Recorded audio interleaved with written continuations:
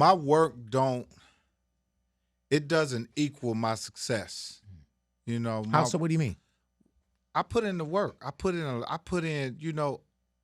pound for pound, work for work, movie for movie, job for job. Yeah, stage for stage. Stage for stage. I think I put in more work than some of the guys who got the royalty. Right. Who got the money and the fame. Gotcha. And that happened because that was something that I just didn't know how to do. Big Boy's Big Neighborhood. Boy! All righty now. Back in the neighborhood. Mike Epps, welcome back to the neighborhood, bro. Big Boy, what's up, my guy? You tell me. Get right on that mic, man. Yeah. How do you deal with everything that's going on today, man? Like social media, everybody feel like they could, the world is negative, bro. Like how do you find your place in what's going down in 2025?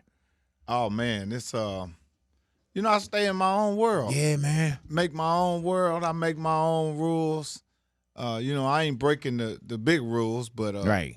I just stay in my own world, man. And where does the comedy come from now, though? You know what I'm saying? Like it's hanging off the tree. Right. It's just sitting right in your face. I mean, it's so much material out here. Now we have to dissect it and make sure we ain't saying nothing that's gonna have us in the courtroom somewhere. Right, man. Judge Judy or something. Do you have that in your head now, your own mental editor? Because Mike, you say crazy stuff still. I do. But do you have a mental editor where it's like, man, I could have said this probably 5, 10, 15 years ago, but the climate is different now. Well, you know what? Big? I've always felt this way, man. If you on the radar, you got to watch what you say. If you ain't on the radar, they ain't going to hear what you said anyway. Right. Yeah. And some of these places I perform at, I doubt if anybody in Hollywood is even in there. Right. But now, do you have the no phone policy, or people have their phones? No, I've never stopped people from carrying their phones in because it's just kind of weird to me, man. I understand it, but I don't understand it. But I guess everybody got their different ways of doing it. I never stop people from bringing their phone in. But I do have my guy go up and tell everybody, don't use your phone. Right, okay. But still dealing with ninjas, you can still see a light way in the back. Hey, man, but what about like burning out material?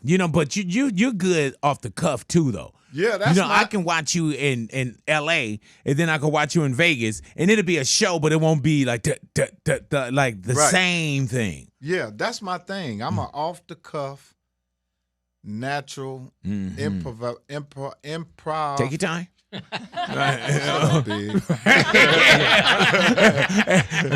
improv comic. I don't want to try to use the big other word with it. Improvisation. Hey, man, Mike, when did you know you were funny, bro? Had you always been funny, like block funny, homie funny, hood funny? Block funny. Wherever I landed, I was funny. If I had a job, I was funny on the job. If I was in school, I was funny I was funny. If I was in jail, I was funny. If I, wherever my presence were, I was a fool. Yeah, man. And I was a natural guy. I wouldn't set up or, by the time I started doing comedy, I had already been doing comedy. Right. Just you was putting in your 10,000 hours on. Yeah, no, I didn't even know I was going to be a comic. Right. And I would run around the neighborhood and I had punchlines that worked all the time. Like if I walked up on some girls and I said, I know this is going to work. I'm already thinking this in my head. So by the time I became a comic, I was already a comic. How did you know that you did you do open mics? I did. Did people tell you first, like, man, you should be a comedian? They had an open mic comedy competition in my hometown in Indiana, and Deon Cole was the host. My man, man, when we look at We Done Ones, you see how the world is crazy, right? Yeah, and Deon was driving from Chicago to Indiana to host it, and at the time Deon was popular because he had been on Comic View, right? So he was hosting the show. Man, I went up there to Club Seville's with two of my partners, Otis Brown and another one of my buddies, Gary Bates. Rest in peace to both of them brothers. Wow.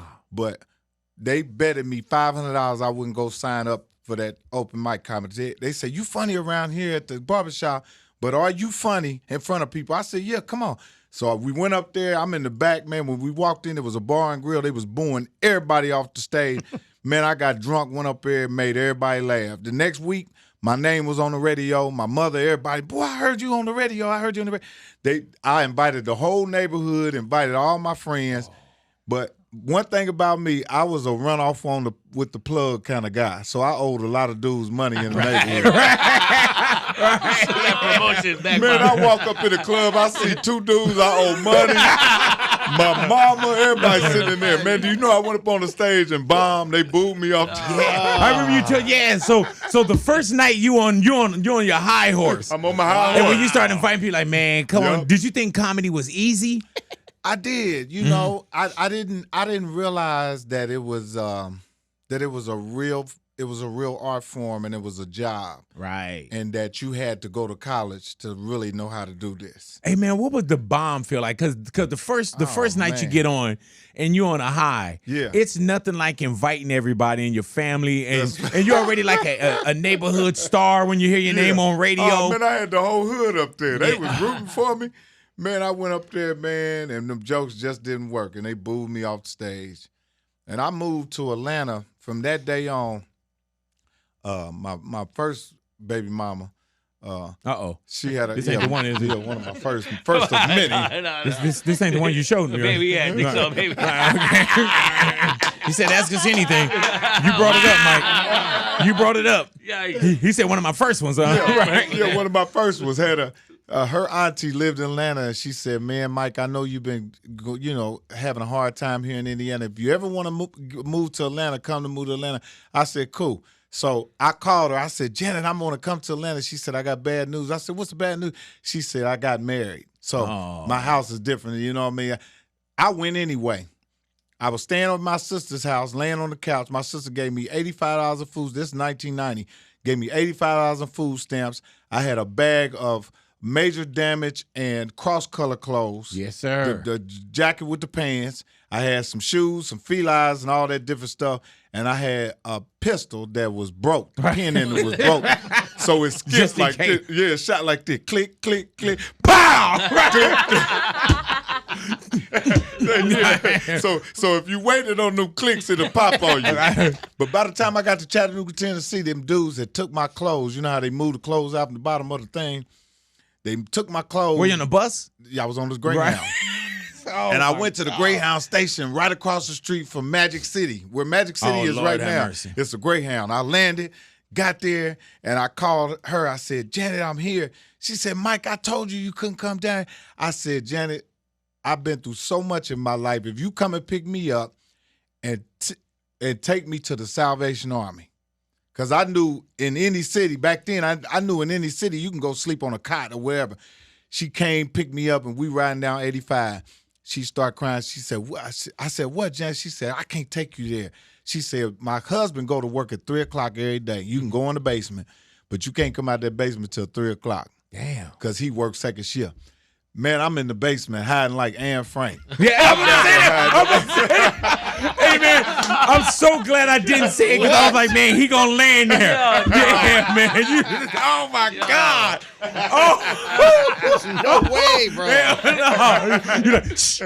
There's no way. I'm in the basement. I was like Anne Frank. Praying your stomach ain't growling. God. Oh, my God. Yeah, man. Yeah. And one day I come up out the basement. He didn't go to work. And I come up out the basement. About 2 weeks then went past. I didn't got comfortable. I come up out the basement. This is 1990. I'm 20 years old. I come up out the basement. I got a bowl of cereal and my underwear on. He turned around and said, "Hold up."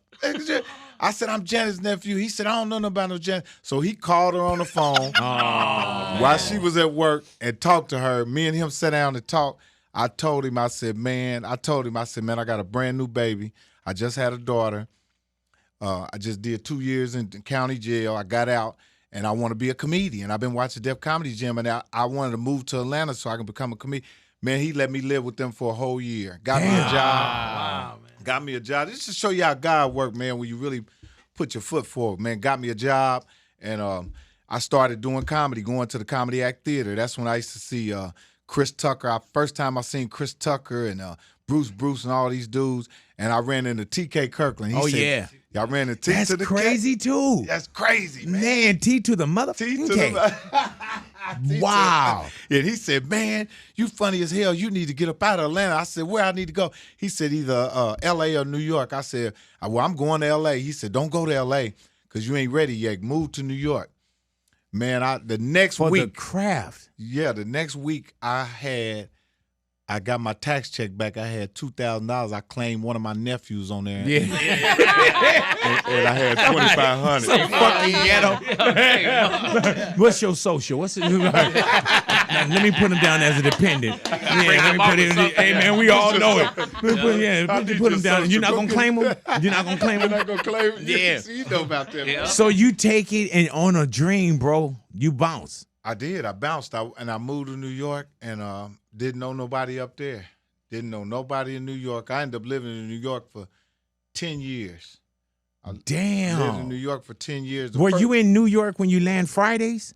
No. Oh, wow. The first show that I ever did, the first television show that I ever been on was called New York Undercover with Malik Yoba. Yeah, the TV show. Remember, it was a TV show back in the 90s, right?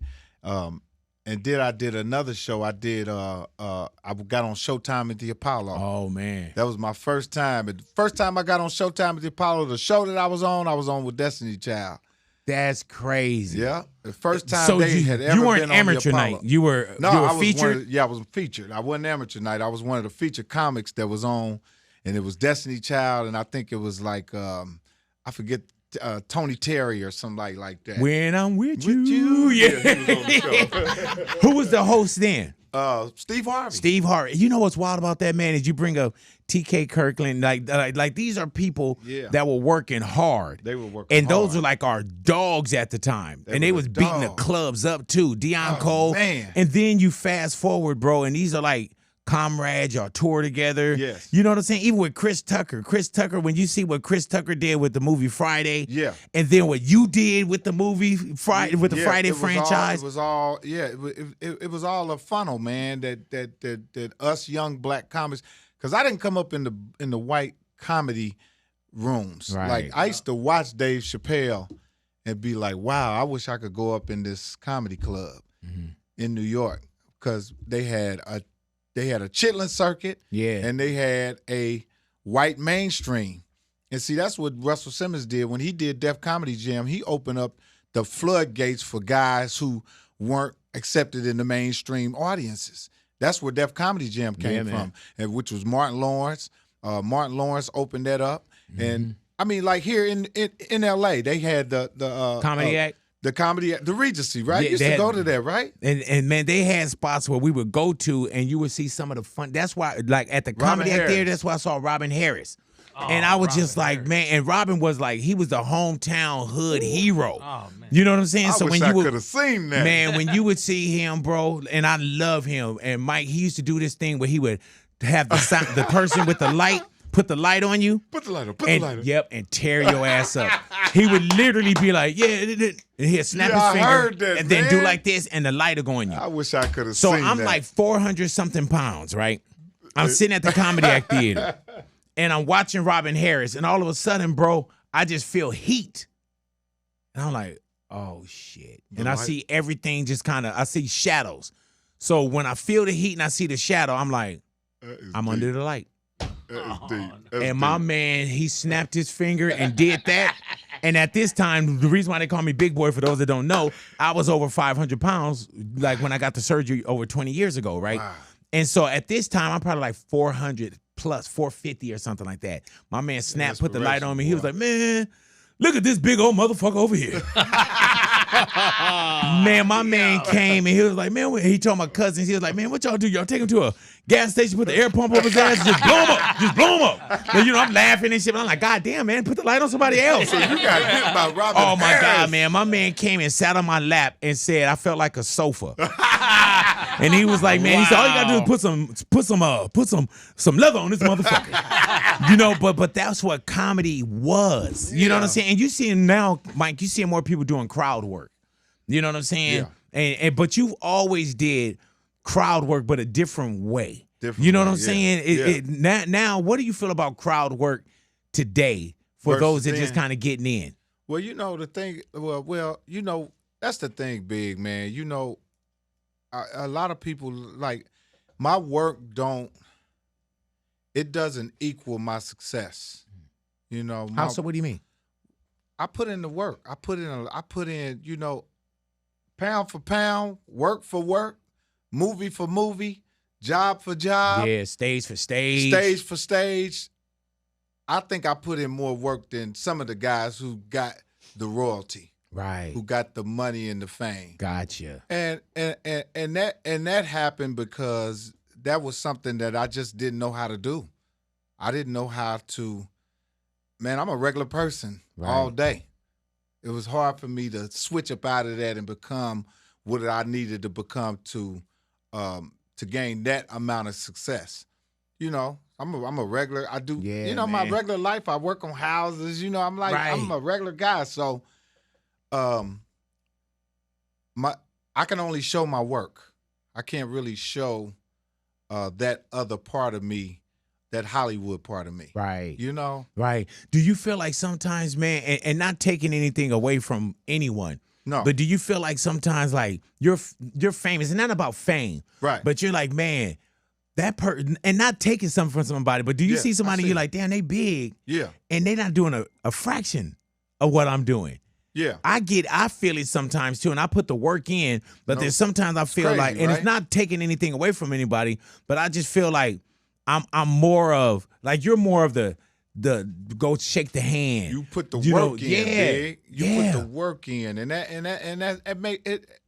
that's always been a mystery to me about this whole Hollywood and show business and famous thing, is that, you know, when you know, it's like a processed bag of chips versus some real potatoes. Right. It's really cut, and you know that's, you know, and it's a natural potato, you know, and it's one's choice. Some people pick that road. Some people pick this road, you know. And my road that I pick it's natural. It's because I couldn't pick the other road. Right. I just didn't know how to do it. So I admire those other guys who know how to take and go get those big brands and get the sponsorships and stuff like. That's just something that I never knew how to do. And it maybe be like deep inside of me is something that I don't want to do. Mm-hmm. You know, I still like to be normal. Yeah. I'm here right now by myself. Right, yeah, I noticed. You know what I'm saying?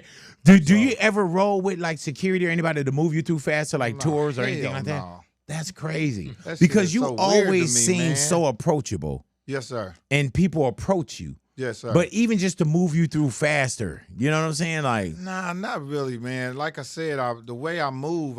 You know, I approach this like a job, like a white collar worker. Like this is my job, and you know, I didn't have security when I was a kid. Right. Hey, I mean, I think we're blue collar worker, right? Yeah, white collar work. I think it's corporate. I just said the wrong shit again. I'm trying to get my education. Somebody together, check me though. Is it blue collar? It's blue collar. Yeah. Blue collar is like hard working. Now, man. Don't do me like that. I'm going to night school, man. Right. It's bullying. Like, you know what I mean? What the fuck? You know what I'm saying? Like, you calling it back? You know what I'm saying? Like, hey, man, I just want to tell you, them pranks that you do, man. Thank you, bro. I mean, they are incredible. And that was another thing. Like, I'm like, why you don't have a show on TV about like that? Hey, man, let me tell you, bro. That shit is funnier than America's most funniest video. Let me tell you, I took a meeting years ago, right? Yeah. And we were talking about phone taps, which I do with Luther Lufe, so on and so forth. And they put this deal together, and I didn't take it, right? And afterwards, crank anchors came from the same company I sat down with. The deal was horrible. Man. It was just something I was like, you know, this, and they end up doing crank anchors. Damn, they can't fuck with you. Yeah, man. But I would have loved that did that. Hey, I listen to them try to do this shit all over the country. Yes, sir. I'm serious. All these DJs, I know where that shit came from. I've been listening to them for 20-some years. Yeah, man. So you know what I mean? You got that locked down. I mean, I love it. Hey, Mike, when did you know you were famous? I think when my first baby mama took me to child support court. That's when you knew. That was the Hey, first. I'm thinking you'd be like, man, I was in the airport. Right, yeah. Man, I was in the airport, big. Yeah. That's when you knew. Money now. Shit. Yeah, you like, damn, I got to turn all this in? How many baby mamas do you have? No, I'm just kidding. 5. 5. I heard that. Yes. Some people collect Pokemon. Some people collect stamps. Like all kinds of stuff. Said ask you anything. Well, you know the thing about me with that I have baby mamas. It don't look like I have baby mamas because I handle my business. Right. You see what I'm saying? My kids never needed for anything. And you know my daughter's close to one of them too. Come on, man. They you know best what I'm saying? friends. And that's my little partner right there, man. She man. went to New York with us to see man. Travis Scott and everything, man. Yeah. You know that's Mike's daughter. Yeah, that was so traveling with us. sweet. Yeah, man. Oh, yeah. So sweet, raised so beautifully. Maddie, thank you, Great, man. great manners. Yeah. And that's the thing. That's the thing about having baby mamas, having kids. You know, it can only look sloppy if y'all sloppy with it. I got great baby mamas. They're great mothers to my children. Mm-hmm. I have to say that. Every last one of them are great mothers. Smart. I got 3 kids in college. I got a daughter at USC. I got a daughter at NYU. Yes, sir. I got another daughter going to FAMU.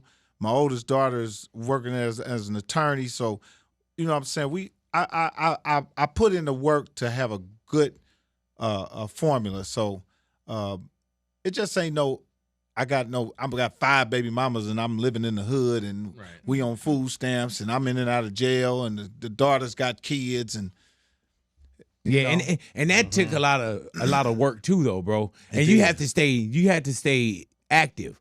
I did. And that's a lot of this and that. You know, you got to be. That's right. You got to be on the Say that road again, and do that man. again. It's a lot of this and that. It's a lot of this and you got to be that. And I always tell people, strong to handle that shit. Yeah. Hey man, but how is it when you don't want to be funny and you know you got to get on stage?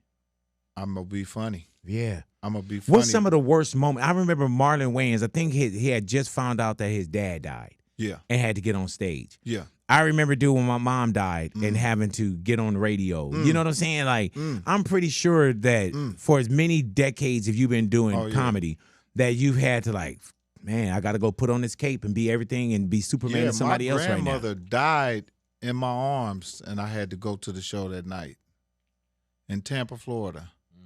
Yeah, my grandmama passed away in Tampa, Florida, in the apartment, and I had to perform that night.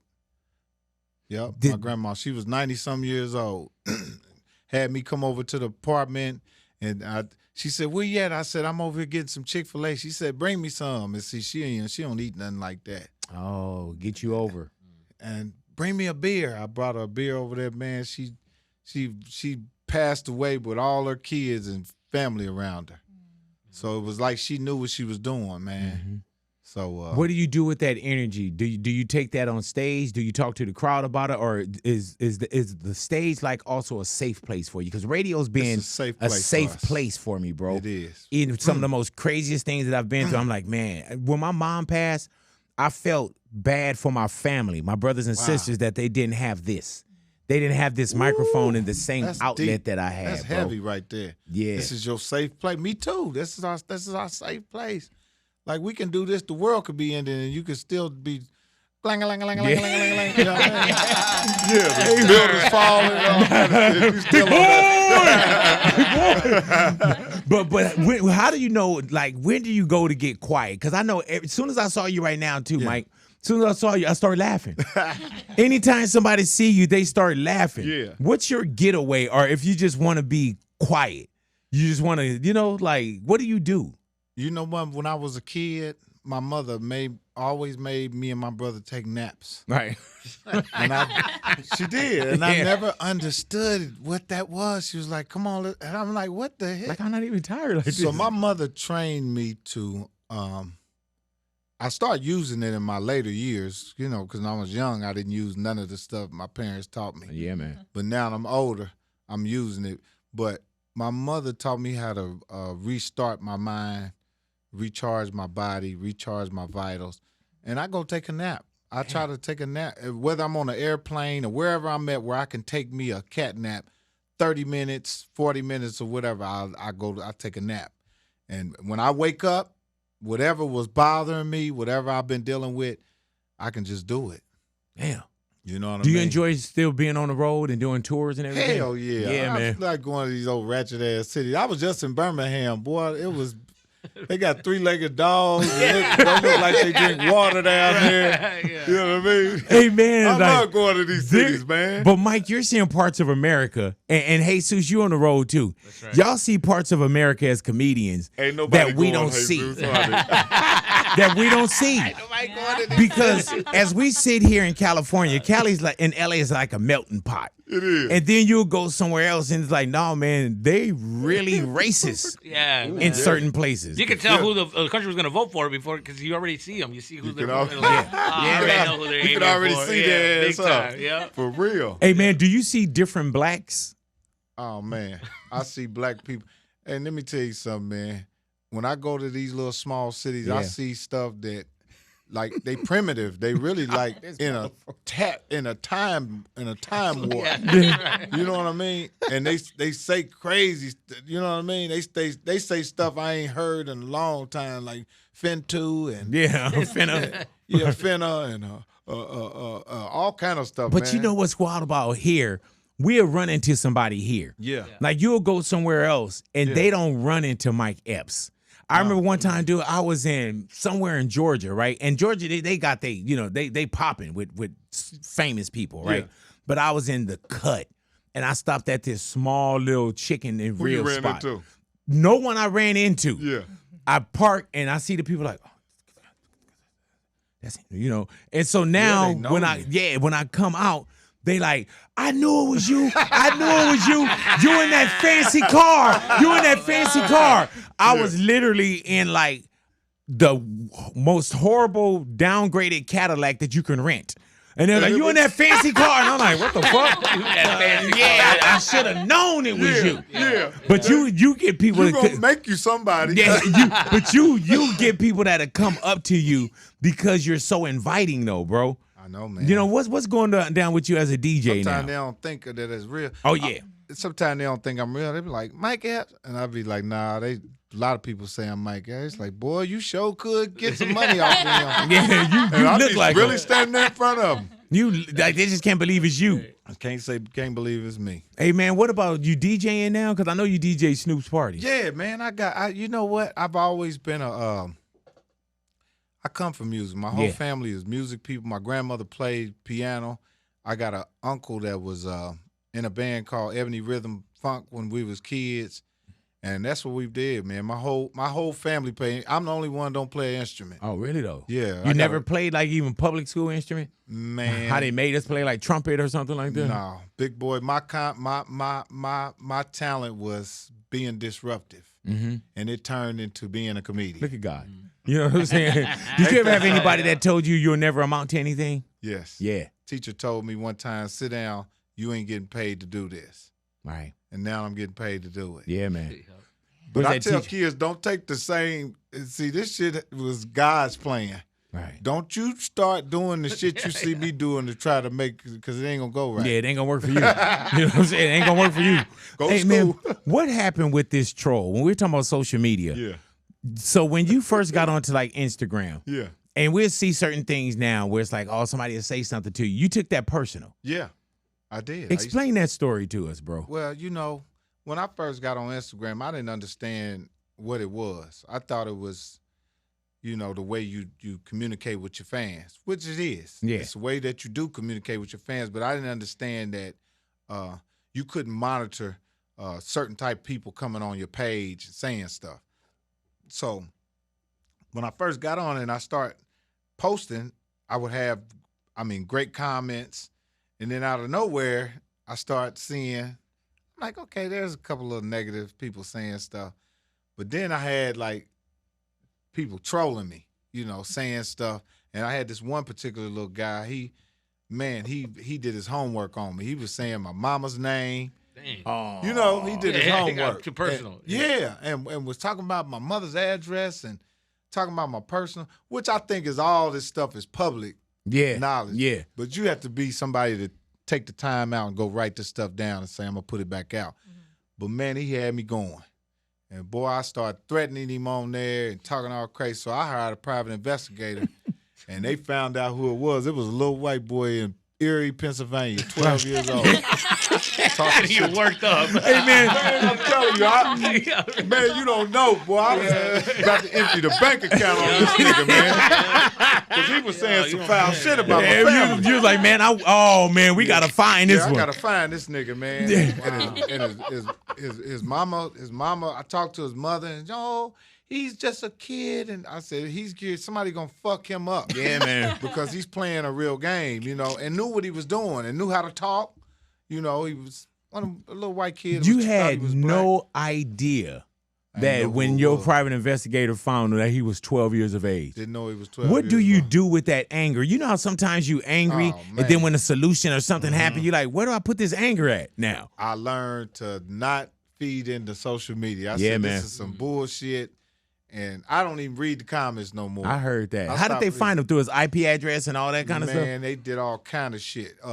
Made a fake post, and was talking to him through a girl. Had all kind of shit. Oh, shit. He what did that cost you, Mike? Oh man, probably about $6,500. You was ready to kill that motherfucker. Man, I was gonna fuck his ass up. If you put $6,500 in, you're like, man. I was gonna get his ass, man, because somebody start talking about your kids and your mama. You like, oh yeah, that's personal, I gotta bro. get into this shit, man. And people think a lot of this stuff comes with the job. Like, nah, I don't come with the job. No, hell no. Nah, bro. No, I gotta shut you down.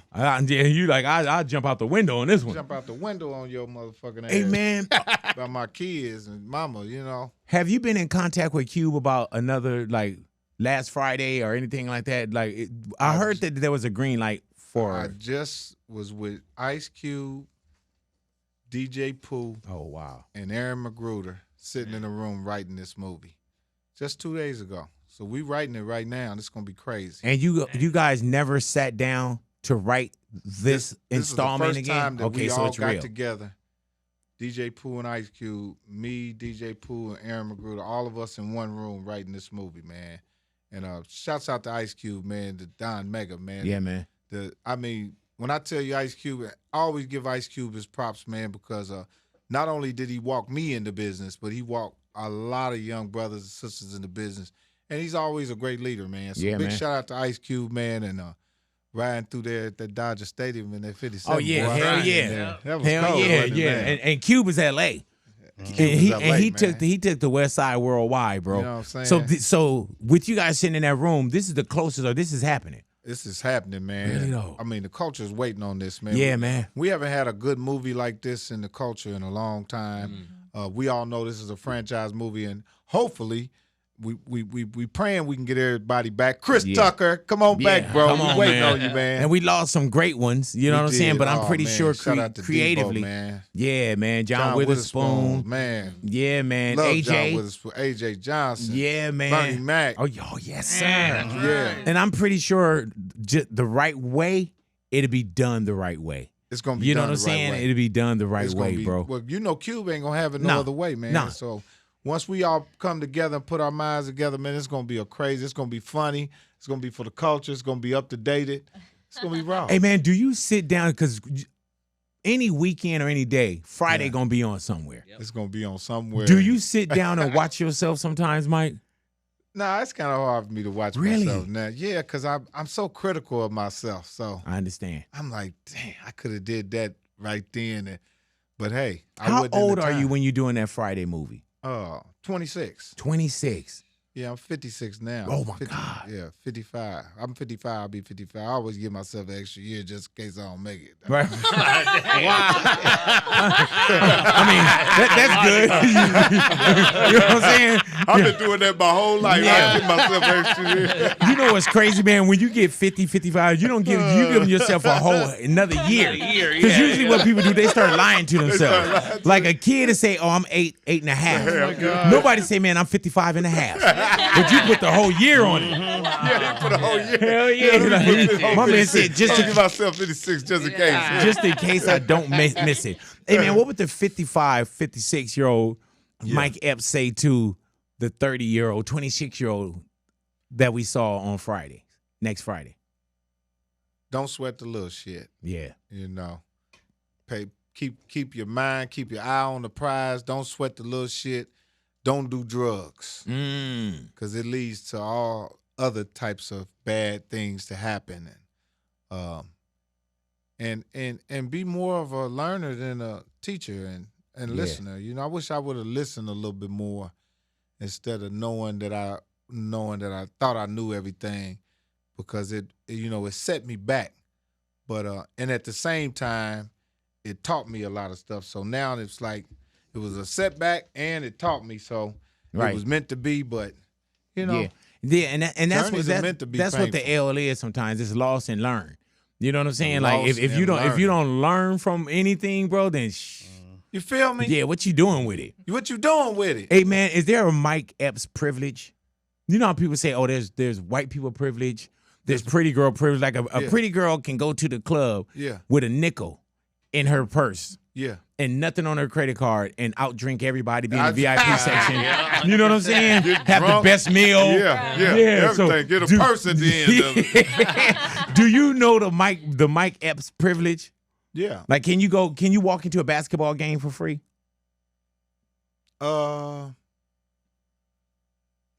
If there's a black person at the gate. See? Hey man, let me tell you, bro. If there's a black person, or it's even black a Spanish person. Yeah, black and Mexican, black and Latino. Yeah, man. They'll let me in. Oh my God, and turn their head and let me in. Yeah, man. Yeah. Hey man, what about food? Food. Do you eat free? Oh, food is. Yeah, oh, man. God. Yeah. When last time you paid? Me? Yeah. You ain't paid for no coffee or nothing. And people don't understand. And when you say, like, if it's a black person or if it's a Latino, or a Mexican person, I tell people, I say, man, I don't know these people. I don't know the president or this promoter or this, but I know that security dude. Yeah, right. That's the right person to know. And I will be everywhere. I'll be backstage. They're letting you right up in there. I'm pretty sure that at We The Ones, if I went to the right person and asked for the mic, I get on the stage with you. Well, you know what, Big? Your job, you can just walk up and tell them you working. Right, yeah. You know, because your personality. Hey, man, now, I remember you and Shannon Sharpe, y'all had a little situation, but y'all sat down as men. Yeah, I'm going to do his show today. Really, though? Yeah, I'm going to do Shannon for the first time. I'm going to do Shannon Sharpe's show today. That's going to be historical. It's going to be historical. Yeah, you know. Might get the scrapping up in there. Right. Might have to go up under him and try to scoop his big ass. That's a lot of scooping, ain't it, man? Hell yeah, man. Big boy right there. And then you can't grab nothing because his pants be tight as hell. His little tight ass.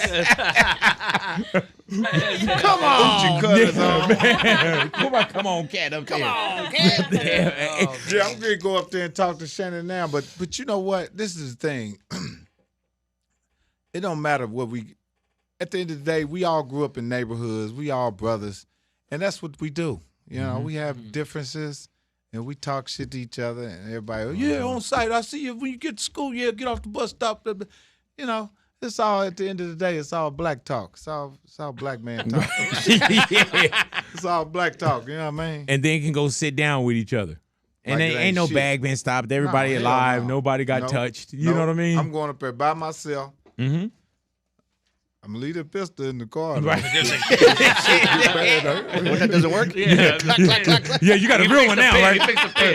No, I still got that same one. Click, click, click. Wow. Yeah. Give him 2 warnings. That's it. As soon as he clicks it over, bro. Get on out of here. I'm going to go ahead and get you. Click. You better get on out of here. Hey, Mike, what happened with the Richard Pryor movie? Man. Is that still something here? Talk to me about that. Oh, man. You know, the Richard Pryor movie, I always say to myself, when there's projects like that or things like that in life, man, that don't happen, I go straight to God. And I say, I remember in the Bible it say, let my yes be yes and my no be no. And for whatever reason, and for some reason, and somehow, that movie never got made, I'm going to let it be that. Yeah. You know what I'm saying? I ain't going to force nothing and try to overthink why something didn't happen, because it just might have been a blessing in disguise. Mm-hmm. You know, the older I get, I accept the no's and be gone. I don't question them. Did you learn a lot just in the business? Yeah. And did you learn a lot from mistakes too? Oh man. Yeah. I learned my whole existence came from making mistakes. I made so many mistakes. I want to make some new ones. Right? You like, it got me this far. It got me this far, man. What mistake could I make right now? Yeah, what could I make to this? Yeah, but you know, I guess we all gonna make mistakes, man. But you know what, Big? I don't regret too many things. Mm-hmm. You know, there's a few things that I do regret, but for the most part, I love my journey, man, and it was a rough journey. Yeah, and I actually put myself through maybe 50% out of 100 stuff that I could have had it easy, man. And, you made it difficult on some of them. Yeah, I didn't want to. You know, sometimes, man, when you don't feel like your story is enough, you make new story, and you know, some people don't make it out of the new story. Yeah. Should have been satisfied with that old story. It was enough. You just keep making new stories. So I said, you know what? I got enough story. I don't need to make no more new story. Right. You know what I mean? Yeah. I don't need no more character. Hey, man, if you were to go to a comedy show tonight, dead or alive, and you could pick a comedy show or 3 comedians to be on stage, what comedy show would you go to? What comedy show would I go to? Dead or alive. Dead or alive? I would definitely go to a Richard Pryor show. Yep. I would have to go to a Richard Pryor show because that's somebody that I've always admired and could only bring myself as close to through story and lineage and you know, history. That's the closest guy that I can sit down and actually see exactly what he was talking about. And then there's some of the same roads. The same people. Yeah. Is there anyone else? I would definitely go see an Eddie Murphy show. Right. Do you think Eddie Murphy could get back on stage? Hell yeah. Yeah, man. I've been telling his ass, too, because I shot a couple movies with him, and every chance I got next to him, I tried to talk his ass into going back on stage. I said, man, because he said, oh, nah. I said, man, you sitting there telling the jokes right here, man. Giving them away. I see Eddie some places, I'm like, he just gave you a good-ass joke, didn't he? Yeah. I was like, man, this he dude. ain't going to use it. Right. Do you still sit down and write? You know what? I do. I still sit down and write, man. Shout out to my man, Roy L. Watkins. Right now, we out on the road right now shooting working on my Netflix show that I'm shooting this Friday at Yamava Casino. Yeah, shout out to Roy L. Watkins. Shout out to Yamava. I'm shooting my Netflix special this Saturday, November the 8th at Yamava. So tickets still available. Right. Shooting 2 shows. You'll get a chance to see me shoot this TV show for Netflix Live. Hey man, when you do that back to back, you got to wear like the same outfit. Yeah. And you shouldn't them up both in the same night? Same night. Okay, easy different call. Shows. Easy call. And I'll do one show big. I'll come out and I'll go by, you know, everything, all the jokes back to back, 1, 2, 3, 4, 5. Then the next show I do what I want to do. And then they get it right in edit. Yeah, they're gonna find it in the edit. They're going to get all the freestyle and everything in there. Hey, man, what do you do before you get on stage? You have any rituals? Like, what's your dressing room? You don't have no... Nah. Just like I just walked in this room right here. Hey, Sus, you have any rituals? Yeah, I do a little. I start touching my fingers and stuff. I don't know. I get a little OCD. You said you click your feet. My feet, with little heels, click them and then go in there. I don't know why. I did that when I was up in Micer, and it just always worked. You know what my ritual is? I forgot to leave you outside, Mary Jane. Y'all hit me a little blunt before I get over there. And get right. And get right. To get right and go out there and get right. What? Hey, man, when was the last time, or have you ever been starstruck where you met someone and you're like, oh, shit, this is such and such? Aside from me. That wasn't funny? No, for real. I was starstruck. No, I actually was starstruck when I did see you, Big. Go ahead now. You know, well, that's good for myself. The first time movie we did was Three Strikes. Oh yeah, damn. Me and Big was in a movie together. Oh, I forgot we did have we have worked together like that, huh? We had. Yeah, but you had like hella lines. Yeah, You got a moment. Yeah, I had exactly. Yeah, you was in a movie, I was in a moment. Yeah, but yeah, man. You know, I like obscured people. I don't like. I mean, like I could see like a guy that's supposed to be the star, and then I'll see like the guy that, like I like people who are not really like big stars. Gotcha. Like I ran into the guy on the airplane that does the Top Dog Law commercials. Oh yeah, Top Dog Law. Yeah, that's my man. And that's a brother, right? Yeah, that's a brother right there. You want me to call him right now? How did you know it was Top Dog Law? I didn't know what he looked like. He was just sitting on the plane, and his wife was sitting in front of me and his daughter, and he was sitting next to me. And I'm sitting there with the coat over my head, and he's just talking to his wife. He's like, yeah, because we're going to get off the plane. I was like, hold on, wait a minute. You recognize his voice? Yeah, I'm sitting there next to Top Dog Law. Top Dog Law. Hey, man, that dude got a distinct. Oh, man. Hey, man, that dude done bought everything. He probably done bought a new house, new car. And that's what he said. He said, man, and I do all this stuff off the cuff of my head. I'm like, you know what? I got to have him announce my stand-up comedy show. Oh, that's great. Yeah, that'd be dope. You think he didn't know what you were talking about? Hey, man, and you know what's wild about that dude? He could be. I saw like some B-roll and behind the scenes. Yeah. My man just be at the house. Mm-hmm. You know what I'm saying? Yeah. Like he made it ain't nothing. Man, he mmade a life for himself. Yep. But so after he do that, you don't want to hear him talk no more. Oh. No, I'm just kidding. Because you keep talking like that. Call me later, brother. Right. Because if you don't, I'm going to call you. You know our luggage is at Carousel 6. Carousel.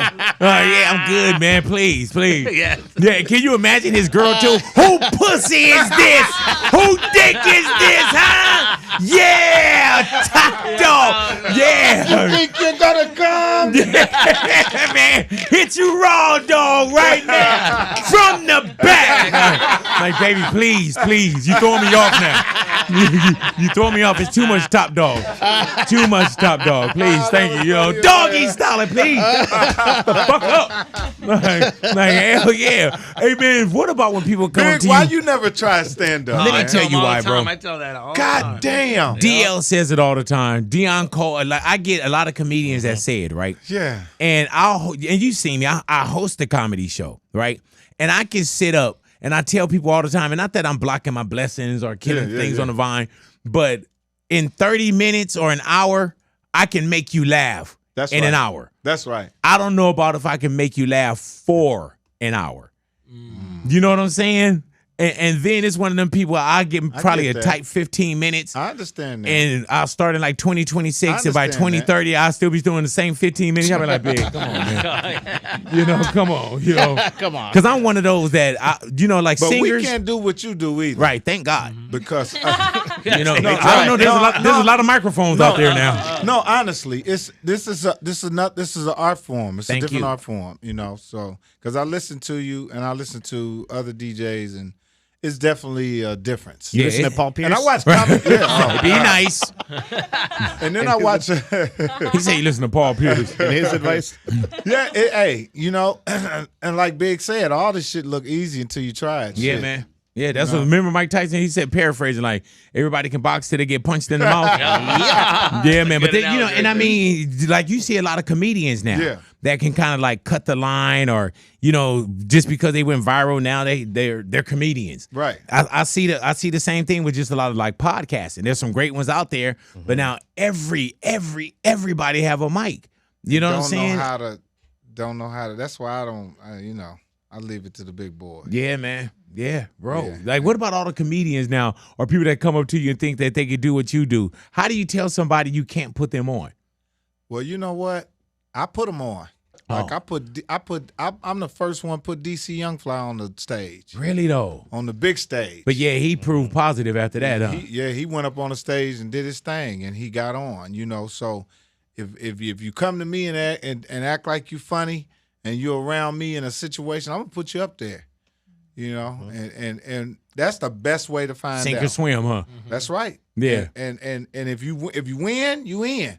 And if you lose, that don't mean you're not good, but you got to go to work. You got to go figure it out. And you figured that out too. You know what I'm saying? sir. How to get back to the drawing board. Yeah, hell You know? yeah. You got to get back to the Hey man, let drawing me tell board. you, man, I couldn't. I don't think I could take a bomb.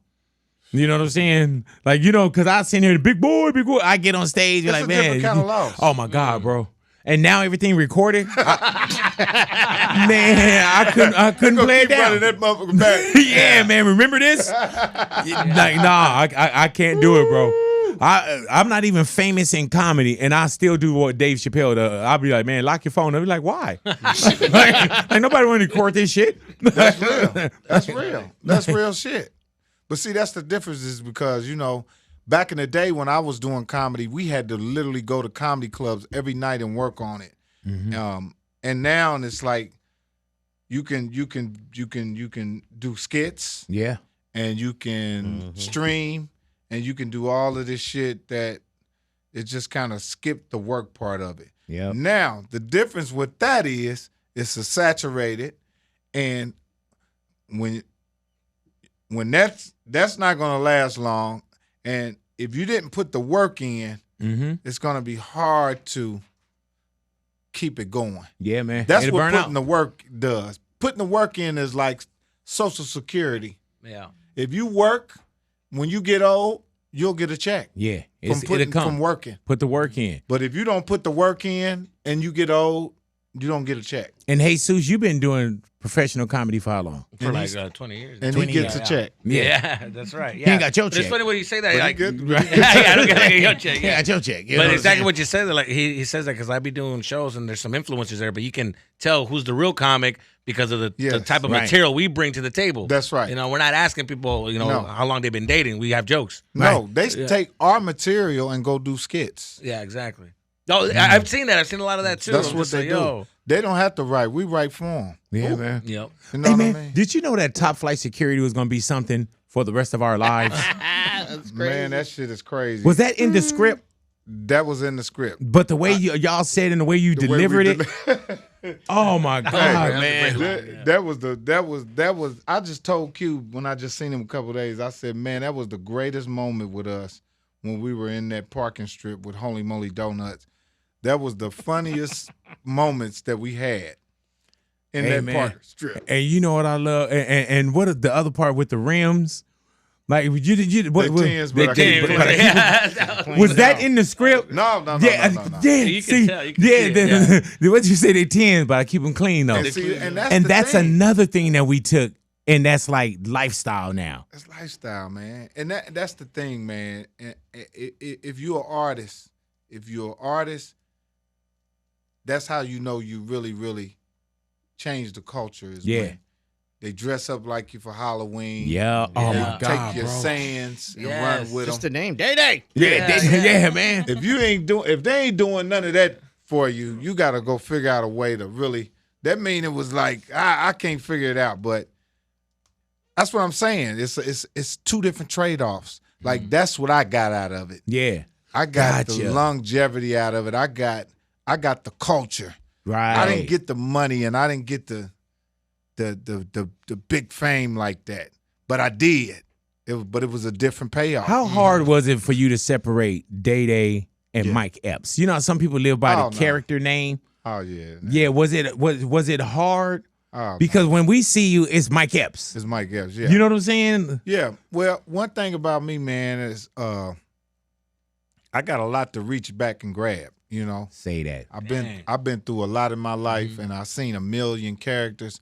So I can play a character, and you'll never see that character again You've unless you done go some watch stuff on it. social media too, though, bro. Thank you, man. That I'm like, man, this dude is just giving it away on here. I'm like, this motherfucker just giving it away, man. I stopped doing that. Yeah, I noticed. You like, Yes. because you know why? Because you said I'm giving this away. Yeah, I'm giving it away. Yeah, man, I'm I giving gotta it. save it for when it's time. But that's the thing, man. I think I'm a better actor than I am a comedian. But the comedy is therapy for me. Mhm. I get a chance to talk about my real life in front of people, and they laughing at it. But you know, hey man, what about when you real. say something on stage and then you gotta see the person? like because even the one that never goes away is when you were like Ice-T is your boy. Oh, that's my man. You know what I'm saying? but still, he mimics it. Yeah, when he was talking about Ice-T, like man, it's just Ice-T. Yo. But you know what though, but Ice-T is a real guy. Ice-T's a real nigga, man. And he ain't gonna see. Real niggas don't get upset about no. Long as you ain't disrespecting. I wasn't disrespecting him. Right. I was cracking a joke about how he only had 1 or 2 lines on the show. Right. But and what was the line? Damn, she's dead. Don't no. Yeah, we got somebody that called us up and said it. So that's too many lines. Yeah, I'm about to go and make this run. Damn.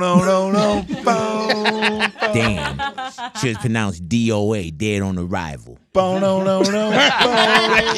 You a cool. Now Ice gonna get mad at me. Wow. No, Ice-T knows that I grew up. Ice-T was the first gangster rapper to me. Yeah. One of my favorite rappers. 6 in the morning. Police at my door. 409. Yeah, man, better clean your dirty sneakers. Hey, man, what do you put current, like, on tour right now? We them ones. Yeah. We don't know. Do you work in current events as well? Oh, yeah. Because you know it's going down? I'm talking about everything. I'm talking about some shit fresh off to that day. Right. I'm going right. Whatever they seen on Instagram, it's coming out of my mouth that night with a punchline and the setup. Hey, man, when you saw Diddy get the time, right? Yeah. Does that go into it? Like, if it pop up while you're on stage? Yeah. It's going in there. It's public news. Right. Like, how do I not? Yeah, how do I not talk about him? His ass is in how could I not talk about Trump? How could I not talk about Diddy? How could I not talk about anything?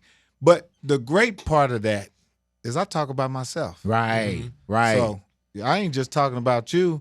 I'm sitting up here telling you my personal business as well. Right. And cracking jokes. And like I said, I still got a draw line on. I ain't finna go totally disrespectful on nobody.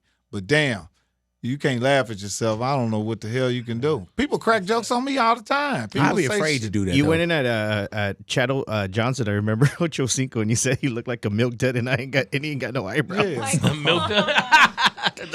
When I saw that last year, I was like, oh. Well, I did that because him and Shannon Sharpe was together when me and Shannon Sharpe had our little I thing. remember that. You know what I'm saying? So I was in a different You're mode. like, you're a casualty of war. Yeah. That's your homeboy? Yeah, I ain't trying to say nobody's Is that your homeboy, man? Come on, Dad. You know what I'm saying? Come on and get it, Come man. on, Dad. I like the honesty too. Like one of my favorite bits is when you say you got kidnapped by drug dealers and they kept you in the trunk. They did. That's my favorite bit, man. See, that's I'll what I'm be saying. watching I that had a every once in whole while. life before I got in this, man, and I was an unsuccessful thug. I was. I wasn't successful at as a street person. You know what I mean? And even street people are not successful at it. Right. Yeah. Ain't that crazy? Hey, man, they really locked you in the trunk? Put me in the trunk. You're like, Big, I can't make this up. Ride me around. And when they stopped at the light, they was playing DJ Quick, Black Pussy. And I beat on the seat, and they said, "What?" I said, "Play that again." Right. I can't help it if I love black pussy. They bust out laughing and let me out the trunk, and I ran. And now I'm taking you. I was running in the field with my hands on my eyes like this. Hey, man, do you think they were taking you to kill you?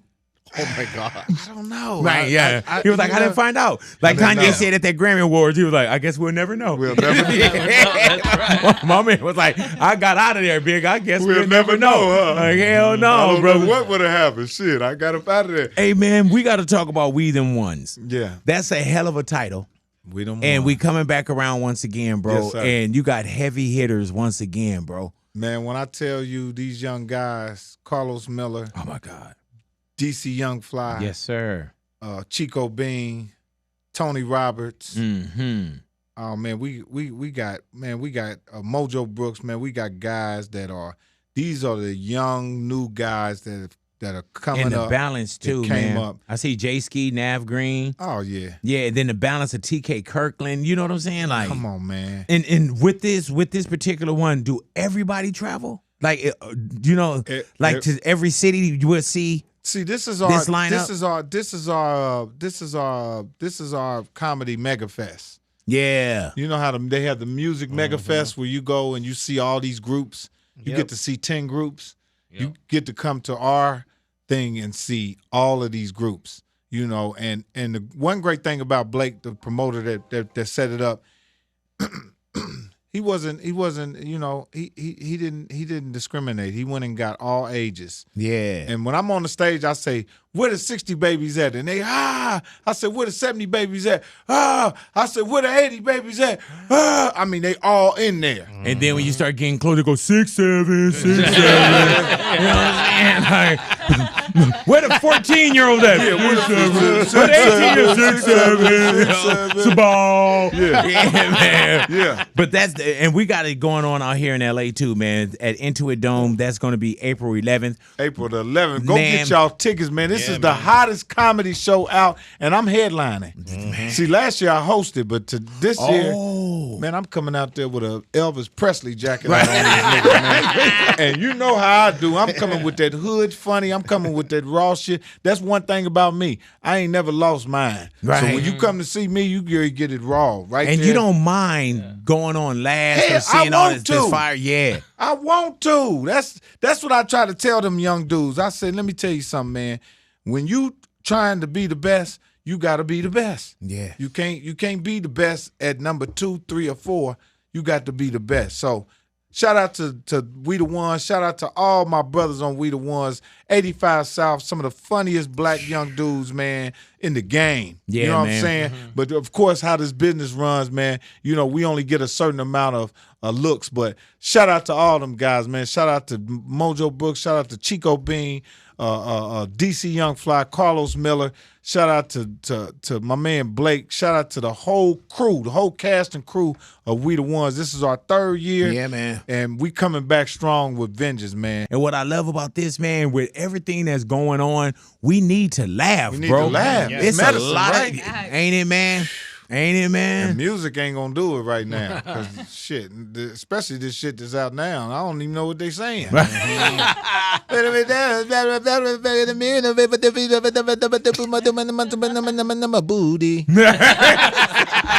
hit. You got a hit. It is. Hey, man. Somewhere somebody be like, man, I love that. Play that back. Man, I fucks with that. Man, all you gotta do is put something under it. Yeah. Hey, man, how are you a veteran and relevant at the same time, though? Because you go through every demographic. Yeah. Knows you. Yeah. You know what I'm saying? Yeah. Like, and I think that's one thing, just being who you are. Yeah. Yeah, man. I never get right on that mic, Mike. Again, I'm in my own world.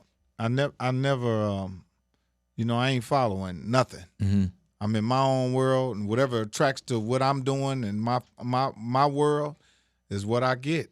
I heard and that's what's yours is yours. What's mine is mine, man. And I ain't trying to get no more than what I'm getting. Well, yes, I am. Right. You gotta give me all of it. Yeah, I needed more. But I'm just myself. I'm just Mike. And that's why we love you, bro. Thank you, my brother. Man, and thank you for coming into the neighborhood as well, bro. Boy. Thank y'all, neighborhood. And you've been A1 since day one, bro. Yeah.